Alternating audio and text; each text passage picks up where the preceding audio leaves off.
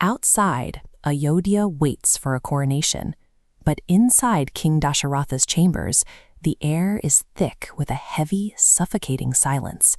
Queen Kaikeyi has suddenly invoked two ancient, unbreakable debts, demanding that her own son Bharat be crowned king, and that the rightful heir, Rama, be banished to the Dandaka forest for 14 years.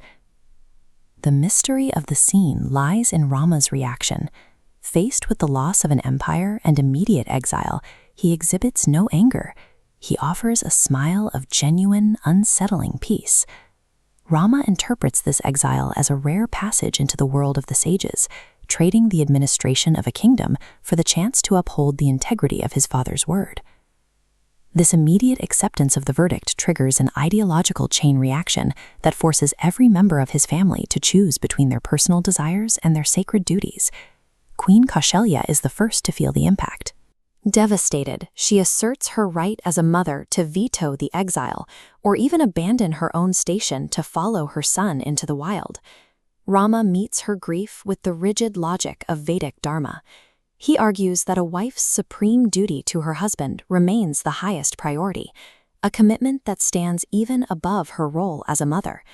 He reminds her that she cannot abandon King Dasharatha in his moment of total collapse.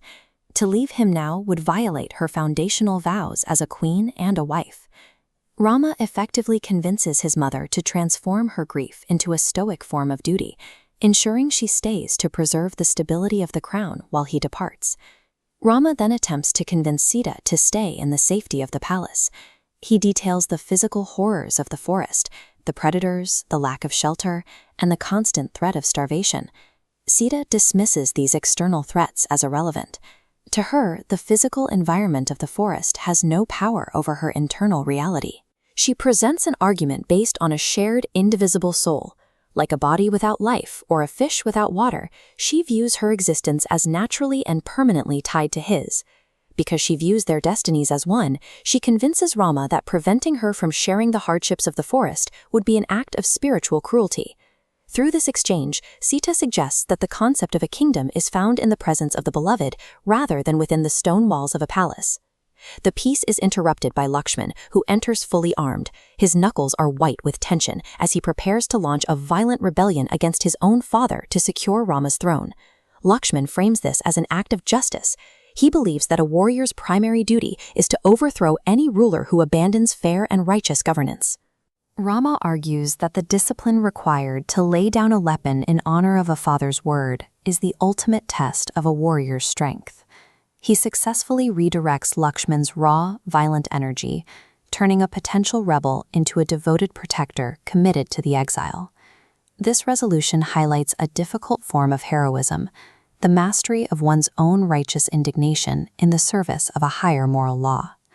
The trio stands ready to depart. They seek one final blessing from Lakshman's mother, Queen Sumitra. Sumitra meets this moment with extraordinary composure. Instead of lamenting the loss of her son to the forest, she commands him to undergo a total shift in perception. She instructs him to view Rama as his father, Sita as his mother, and the wilderness as the city of Ayodhya. This mapping ensures that his internal sense of home remains intact, regardless of his physical location.